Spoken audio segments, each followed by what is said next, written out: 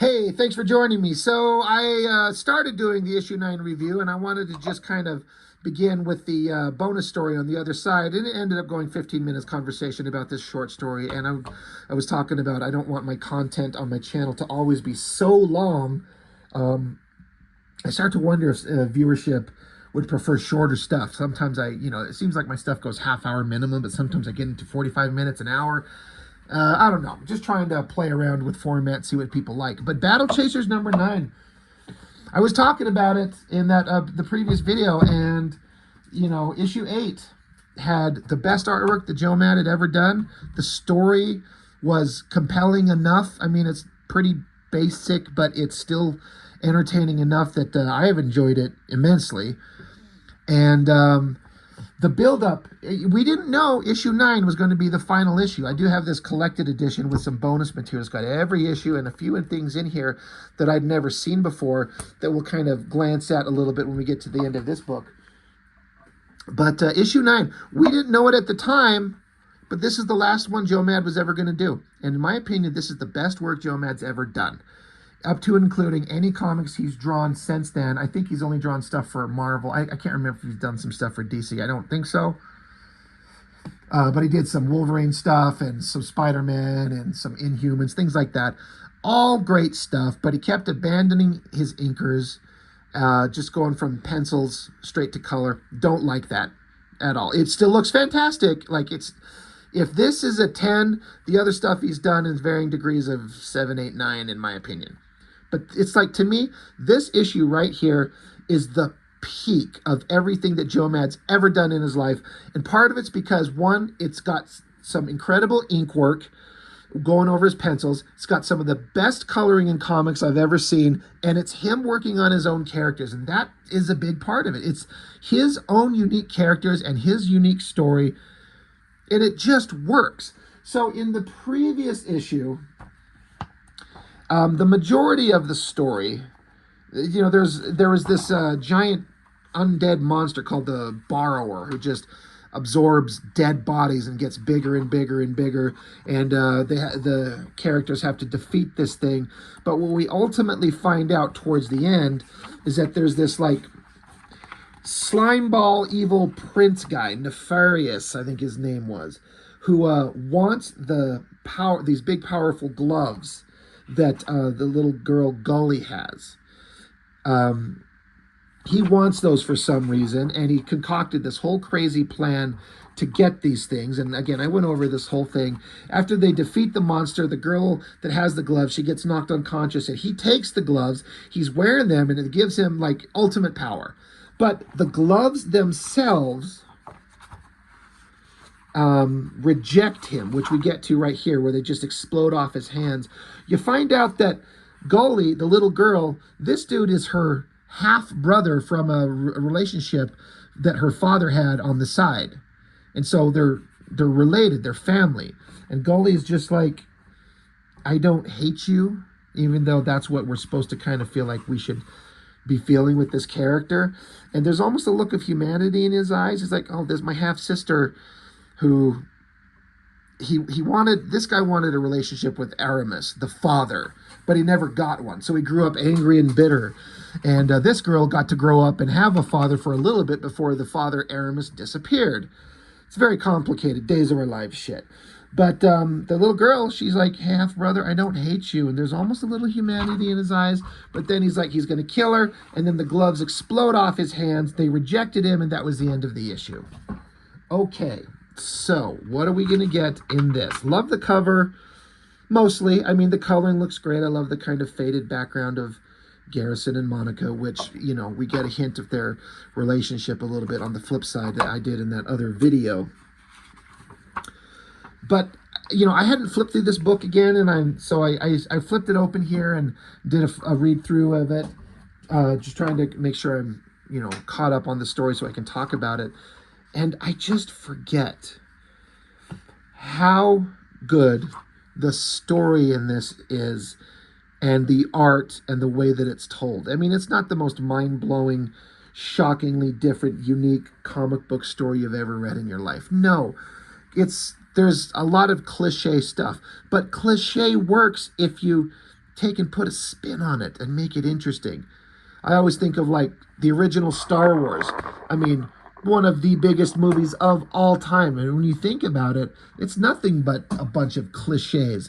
But you put an interesting spin on it and make it dynamic and interesting, it works beautifully. So Joe Madureira cover story pencils inks, but then it says Jason Martin inks pages 1 through 18. So basically the entire bigger bulk of the story are the inks by this Jason Martin. And I know that I think Tom McWeeny had done a lot of inking on BattleChasers. I think he was, Trevor Scott and Scott Williams. It's hard to say who does the best inks over Joe Mad, but I feel like this Jason Martin brings something very unique to the work that I can't define it. The average person may not see a difference from any other inkers, but there's something slightly different to me. Before I get into it, it says right here, this issue is dedicated to Erik Larsen, truly one of the finest people working in comics today. So I think that's neat that, Joe Mad threw that little shout out. I wonder what it was that prompted that. Makes you kind of wonder what happened. Or maybe it was just Larsen was just a stand-up guy and supported Joe Mad. Who knows? I'm just really curious. But really cool. But anyway, it starts out no words, just silent visuals. A man, beautiful woman, and the color tone. Oftentimes when it's kind of like the sepia tone, something like this, or it's just all kind of a monochromatic, one kind of color tone, and it's to give you the sense that it's not quite the real world or something like that. As it turns out, this is like a flashback in time. We don't know that if this is your first read through, but the artwork, it's just, everything is so dang good. I can't get over how good Joe Mad can be. The trees and the grass here kind of framing the figures, and then so they're together, and then the hand of him giving her this locket with this little heart shape on it, clasps it around her neck. They're close, and then it goes into silhouette. They're laying down. So, all right, they're going to get it on. Hell yeah. Well, 9 months later, there's a baby. And so this beautiful woman, she says, Aramis. So we understand Aramis, the father of Gully, the young girl. And Aramis has been this legendary, heroic warrior, as how it's been portrayed. But he's gone. He's missing in the modern kind of time. And so only the legend of Aramis is out there. We hear about who he was and what he did, but we never get to really see him. But we're getting to see a flashback. The woman is like, Aramis, our son will not be raised without a father. If you leave now, if you choose to fight, I will not wait for you. And he just rides off, leaving her by herself. So this, if you're paying attention, you're like, okay, well, this baby must be the evil slime ball over here, who is like the half brother of Gully. So we're getting his backstory. Babies are hard to draw, but that kind of works. The girl is beautiful. I love that the horse and the figure riding off, it's got this nice heavy shadow. Again, no words from him, no thoughts, no overdrawn text exposition. You just follow the visuals. So then it proceeds into the future. And again, the color tone is, kind of one shade and kind of hue, but it's a different color tone. So you get the idea, you understand that this is now the baby grown up into a little boy. And he's being like he's doing shit that I used to do as a little kid. Take that, foul creature, and that. Your reign of terror ends here. Pretending to be warriors fighting bad guys. I used to do shit like that as a tiny little kid. It's so believable. Cute kid, cute little dog thing. He's there with his mom. His mom's like, when you finish slaying some fearsome beasts, perhaps you'd like to help me carry these inside. He's like, all right. And she's like, hey, be careful, one at a time. They're heavy. And he's like, I'm strong. I can carry lots of them. He's just being a good boy. But he tries to get too many. They dump and fall on him. He gets a little bit hurt. She's like, what's gotten into you? And so he says, Mom, is it really true That man everyone is talking about, is Aramis really my father? She said, yes, it's true. But he was not always so famous, so powerful once. So he was not always so famous or so powerful once. He was just a boy. So the kids got wind of this legend. Aramis was not necessarily a famous warrior here. Some years later, he is, and he finds out that this is his dad.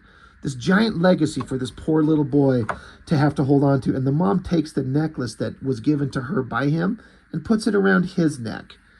So he's got a connection to this legendary father that he never gets to see. So I'm instantly like, oh, this poor kid, you know. A little bit later, different scene. Got some birds, and I got some baby birds and a mama bird. The mama bird gets shot dead, and it's some punk kids with like a slingshot. They're killing him for fun. Even one of the punk kids' buddies like, you're a sick bastard, you know that? So little kid, they don't say what his name is. I mean, it's nefarious, but they haven't said his name. He shows up, and now that he understands who his father is, it's given him a little bit of confidence. He shows up, and he's like, you know, you fire that shot, and you'll be sorry. And all these punk kids are like, what the fuck, you stupid guy. And he's like, oh, right, do you know who this is? It's Aramis's, let's see, yeah, and what the hell are you supposed to be? Wait, don't tell me.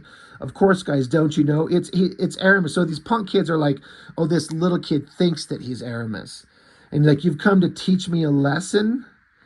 And they're like, nice gloves. Because Aramis's power set of those big, powerful gloves that he got at some point. And so the kid has got some gloves on, kind of like to mimic that. So the kid, our little, you know, poor little bastard child, he's got a stick in his hand. He walks up and just busts it across leader punk kid's face. And they're like, holy shit, you're so dead. And so they proceed to beat the fucking piss out of the little kid. It's sad, but good for him for standing up and being a good boy. Another time jump. It's a little bit different location. Again, the color palette changes. It's a little bit different again. You can tell that he's beat up. He's got a swollen eye, and you know, but the idea is that he somehow tracked down Aramis himself. So he looks upon, the idea is maybe he's going to go introduce himself, go meet his father, the legend. So he's got his little necklace in his hand, a big smile. He watches as Aramis walks up to this other woman. Look of shock on the kid's face. And they've got a baby girl in the hands of the woman. And the kid, just, his look is from joyful youth, optimism, to now confusion and rage.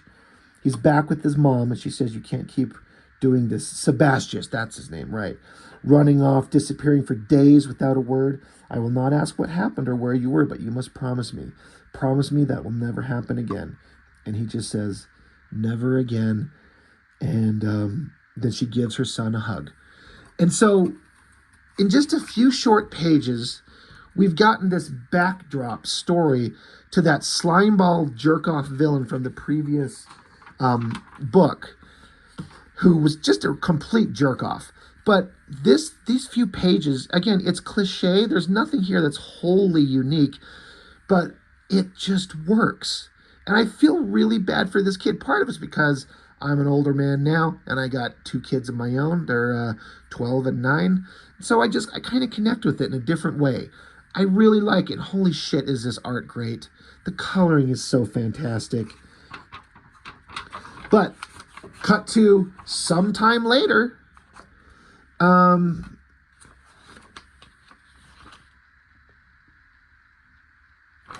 There's just this element that I suddenly just realized, and I don't know if I know that's ever explained, or no. Okay, it's a weird storytelling thing where there's like 2 people jerked awake here, and I was like, well, who's this other person? But it's the same kid in different panels. However much time jump there is, it's hard to say, but the kid, Sebastius, right? Sebastian or Sebastius? Sebastius. He wakes up, hears the screams of his mother. He goes charging in, and then there's fire everywhere. These horrible warriors with these giant mace weapons. It's bloody. His mom's on the ground, blood everywhere. You have to probably just deduce that she's dead. Just that quick. Look of shock on his face. He goes running outside of the house. There's dead people hanging from trees. The soldiers are chasing after him. Like, go on, run, peasant. There's no escape. And suddenly, right in front of the kid, right in front of Sebastius, is this god-awful, scary, this is Aramis. This is not what he's ever looked like. We've seen him in flashbacks before. But this is like an epic, like frighteningly scary version of him. And it looks so damn good. Joe Mad is just, he's blowing me away with this giant armor. I mean, it looks like, you know, I'm not a fan of like World of Warcraft or Dungeons and Dragons or any shit like that. But this stuff, I'm completely on board with. And again, the storytelling is taking me there with the great art, the great coloring.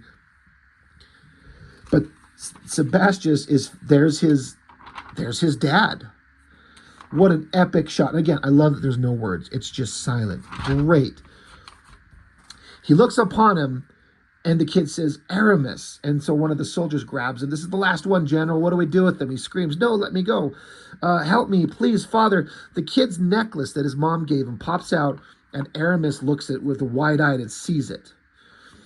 And the kid says, please, Father. The soldier smacks him. What did you say? And he's like, Aramis is my father. Bam, smacks him. And the soldier says, you're going to keep your tongue long enough to get an apology out of you, and then we're going to kill you. And then the voice says, enough. Aramis takes off his giant mask, and there's the version of him we've kind of seen. He says, let him go. And they're like, General, what?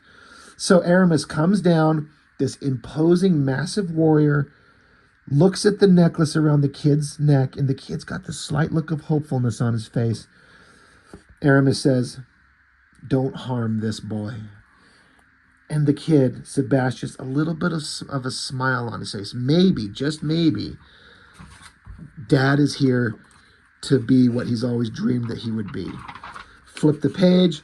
Aramis rips it off his neck and says, he will make a good slave. Take him. So the kid screams no, and then the voiceover basically says, that was the last time I saw him. Aramis, my father. And so now it cuts back to real time after the events of the last book. Gully's looking at Sebastius in the prison. She's like, liar. Don't you dare call him father. You don't know him at all. If you did know him, you know that he could never. And he's like, abandon his child? Tell me, sister, where is your beloved father now? So Gully, she's young, but she got to grow up with Aramis as a father. She loves him. Sebastius only saw this monstrous version. So which is he? I don't know. So he just kind of is showing that his hands have been blown off. And he's like, yeah, look, this is what happens. This is our father's deception. This is what happens to me. And then he tells her, says, do you know what they used to do to children in the slave camps where he was taken? And she doesn't want to hear these lies that her father could have done this thing to one of his own kids, let alone any kid, let alone anybody. So Gully runs down the hallway, and from her neck, she pulls an exact same locket, so which kind of validates his story. So very interesting character buildup. I super am into all of that stuff. Someplace else entirely, the king, King Veneer is his name. And he's like cackling like a horrible monster. He's got the gloves on. He's like, I will reign supreme. And one of his soldiers kind of snuck up behind him. And he's like, oh, shit. So basically, Maestro was just having he thought he was alone. And so he's like acting out like a idiot. And he got caught. It's kind of like in Spaceballs. Like, did you see what I was doing in here? No, sir. I didn't see you playing with your dolls again. Good. It's basically that kind of situation. But he's like, where's Garrison? You were supposed to bring him to me. And he's like, he refused. He's like, I see. Because you can see here that King Veneer has got those gloves. He's looking at them, these ultimate power weapons. He's got them. And they're saying that they're trying to locate Red Monica. And we're like, I can assume that he's not going to aid us in locating the fugitive Red Monica.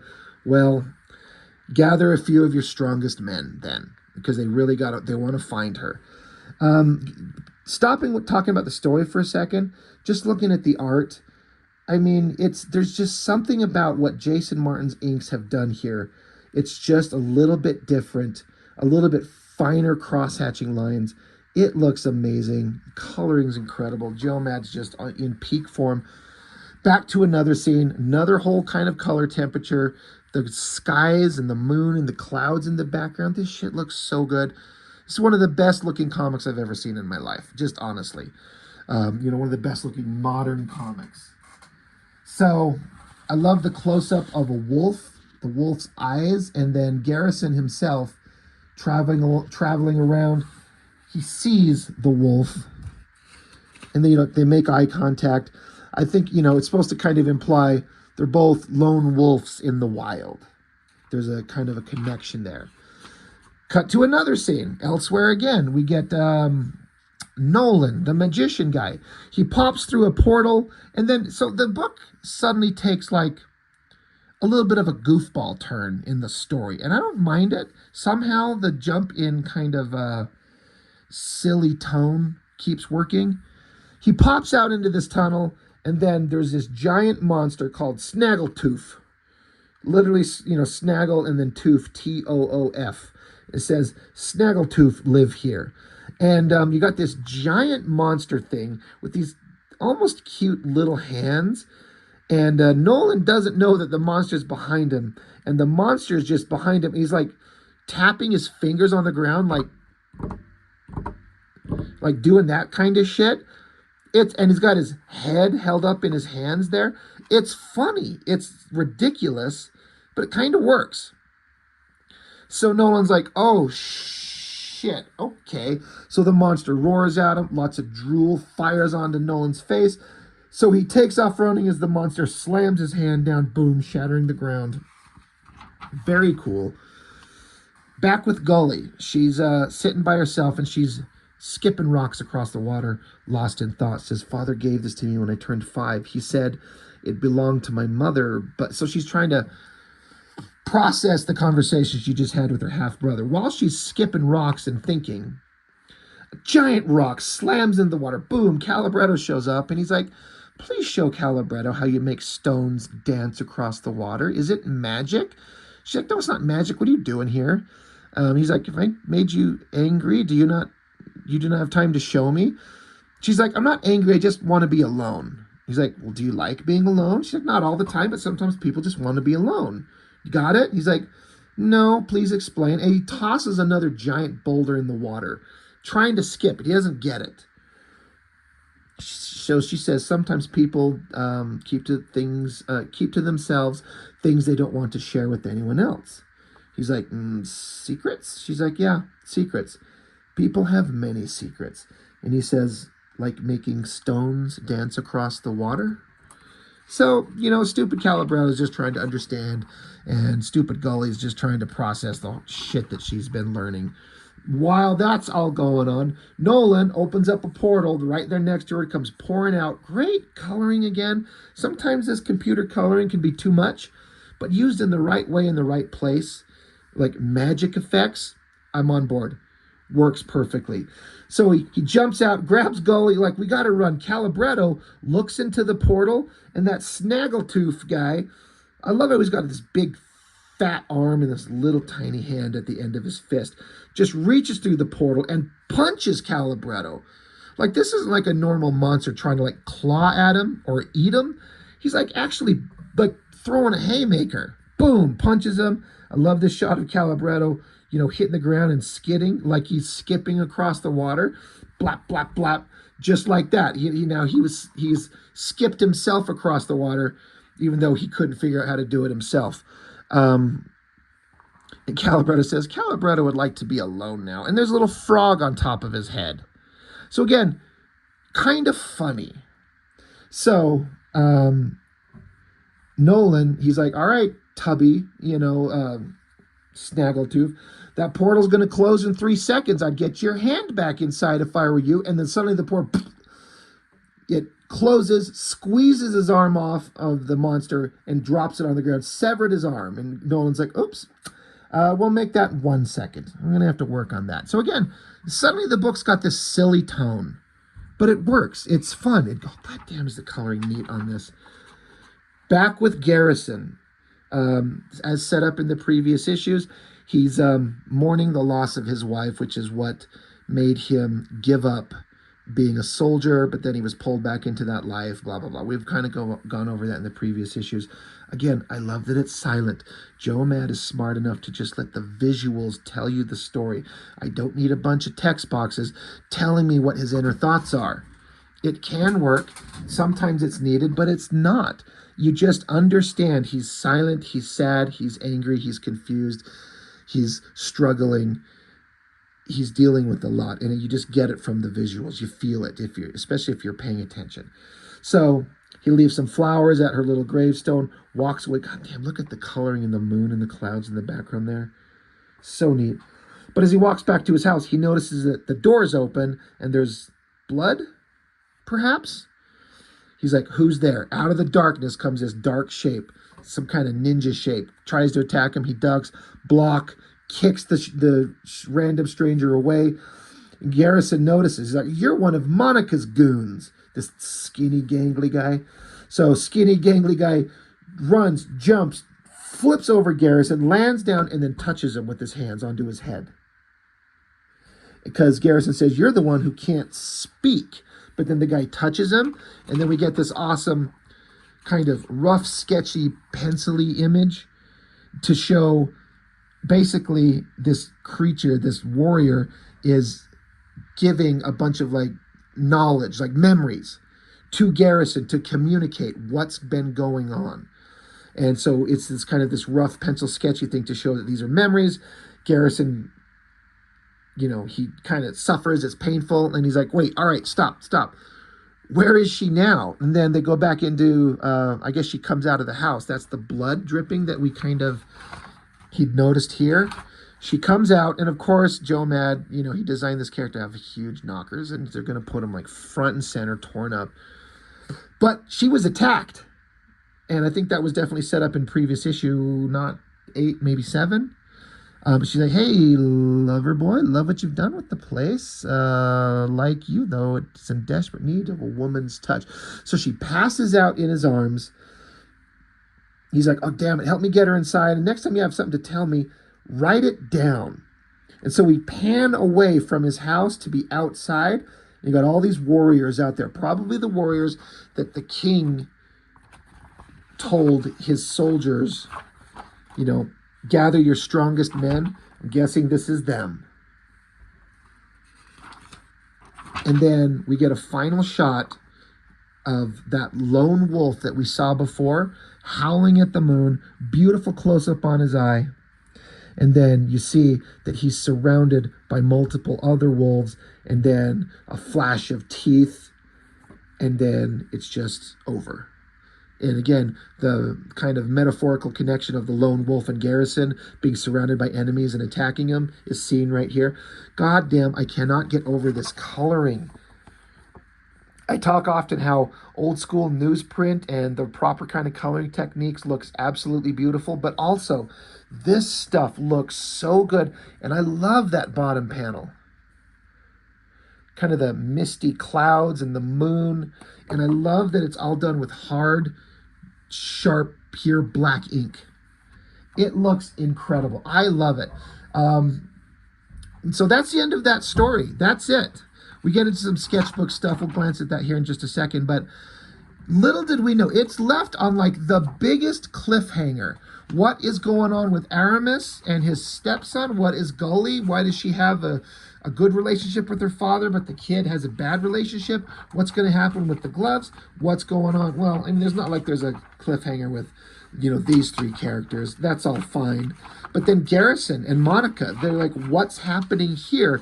Left on a giant cliffhanger. Cliffhanger was the imprint that this started under. And you will never find out unless you're still around, again, 24 years later, drawn by somebody else. And I did eventually, finally, maybe about a year ago, find that issue 10, and that review is on my channel. But it was fine. It is not as good as when Joe Mad draws it. And it just drives me nuts. It should be just Joe Mad. He should have, in my opinion, had the respect for us all to finish the story. Just finish it. But his heart's in video games. That's where he's gone. He's doing what he wants. I'm sure he's happy. He's wealthy. And I even remember seeing a interview from him where he said that, I don't think anybody's interested in BattleChasers anymore. If I were to come back and draw it, who would give a shit? And I'm sitting here thinking, dude, you are out of your mind. This shit would sell out so crazy good if you drew this. It pisses me off. But in this anthology book, which has got everything in here, there is... I'm just trying to find it here. I was noticing it's not a huge deal, but the coloring. Let's find the matching page. If it shows up the same, whether it was a conscious choice for them to lighten it up. It's a little dark here, a little bit lighter here. I don't know that one is necessarily better than the other, but I wonder if it's just a result of the printing techniques from different times, different eras, different collections. I don't know, but it's a little bit lighter. I think the lighter maybe looks a little bit better because you can see a little bit more. But let's see if we can kind of compare more. So a little lighter in the big trade collection book. But it's fine. I'm not complaining at all. Either way, it's basically the same thing. But in this book, the regular issue, they threw in some sketches. Just Joe Mad just working out ideas. And I love this kind of shit. This is the stuff I'm here for all of this. I love to see these sketches, to see how well he does when he's just working out ideas.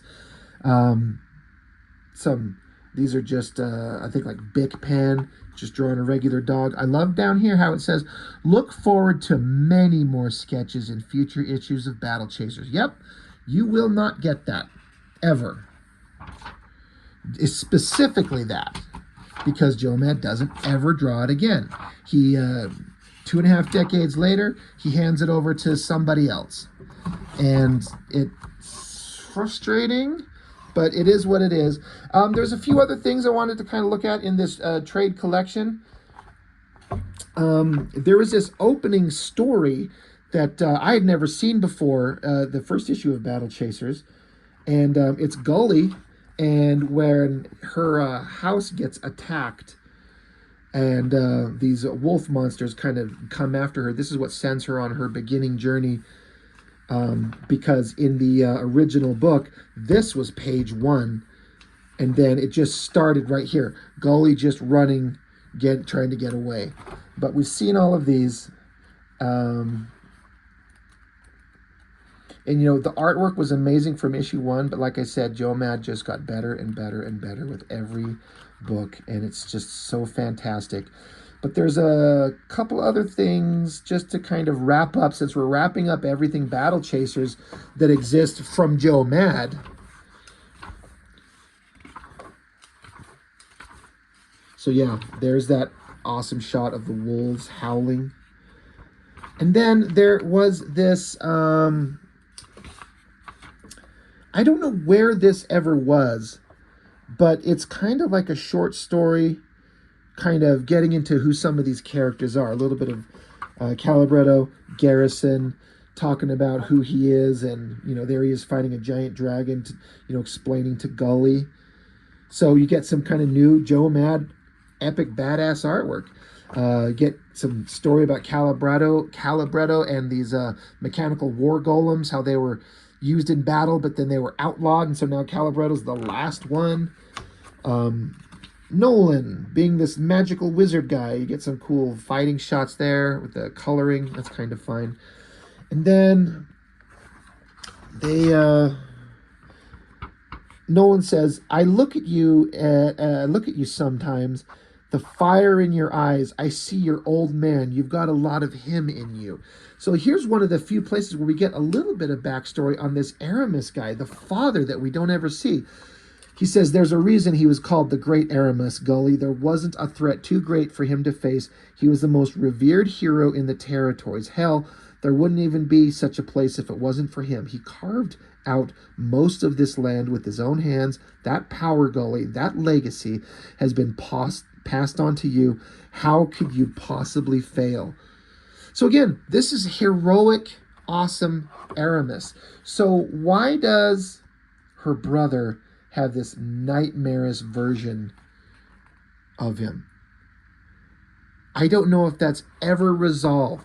The only thing I can hope for is that, like I said, I got the very current issue 10 that was drawn by somebody else. I thought issue 10 was the only issue of the new stuff, but apparently there's an 11 and 12, and they're supposed to be in the mail on the way to me right now as of this recording. And I'm really interested if they address this. I would really like to get some closure and wrap up to this story. You know, now that we've been reading it since it started, it's almost 3 decades. So that's a little, a backup story. And then we get the Adam Warren stuff. The one story he did with the murder cult when Red Monica was just like a preteen. And then the other story that I reviewed on the previous video where they were older and they had their little sword fight. And then some of the best stuff I love in this thing. Issue 10, art from the unfinished issue. So another thing that pisses me off is that Joe Mad had started work on issue 10 and never finished it. And then 24 years later, whatever it is, I keep saying 24. I don't know if I'm exactly right, but it's something close to that. He decides to, there was a Kickstarter and he was supposed to draw it, I think, but then he didn't, and some people were mad. But they handed it over to this other guy. And this guy who drew it is good. He's a really good artist, but he's not Joe Mad. But what makes me angry is that there were some finished pages that Joe Mad created. Here they are, fully inked and everything. And they didn't use these in the book. Now, I guess I can see Joe Mad being like, hey, other artist I hired, you get to do the whole thing. It's your project. It's your gig. I'm going to, do you the honor of letting you not worry about being overshadowed by my art, which is bullshit. This stuff is so good. I can't get over how much I love the inking, the shadows, the compositions, everything. It looks so damn good. It makes me want to sit down and draw. I've been a little bit of a slump the last week and a half or so, getting my drawing butt going, and I've had some personal stuff going on that's kept me from drawing. But looking at this shit, I mean, look, we get to see a little bit of a follow-up. Like Monica, at the end of the story, she showed up, she was beat up. Well, this is her, bandaged up the next day, and goddamn, Joe Mad, he's doing us all a favor by making her hot as hell. So great. And then there's this awesome double-page penciled spread of, some of the characters that were going on in the book. But none of that made it into the actual issue 10. And then, the book is filled with a whole bunch of sketches. Love all of this stuff. I could look at just nothing but give me a book this thick full of Joe Mad sketches. I'll be happy. Always like seeing her as Red Monica stuff. She always looks great. And then just a bunch of random stuff, just working out ideas. This guy can draw. And he can draw really, really well. I like these different attempts at logos. I think they definitely chose the best one. I kind of like this one. It almost looks like it's a old map or something like that. It just says BattleChasers on it. But I think they chose the best one. And black and white pinups, variant covers, things like that.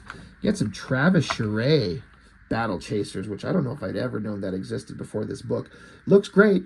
Doesn't look right. They look very off model, but it also looks incredible because it's Travis Charade. He's so good.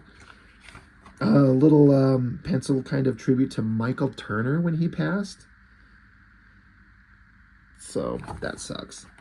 And variant covers, David Finch cover there, and then just covers to the book. So anyway, if you like BattleChasers and you haven't picked up this book, there might be some supplemental material in here that you might like, and it's worth picking up. But that is it for Joe Madureira BattleChasers. We'll just leave that on there. See how Garrison looks sad and that, shit's not going right because Joe Mad didn't finish the damn book. I really, really wish he would have. It's one of my kind of biggest kind of comic, I don't know, regrets. Regret's not the right word. Frustrations that it never got to see a finished story. I know I keep going back and forth on who I liked better with the cliffhanger, the Joe Mad's BattleChasers or J. Scott Campbell's Danger Girl.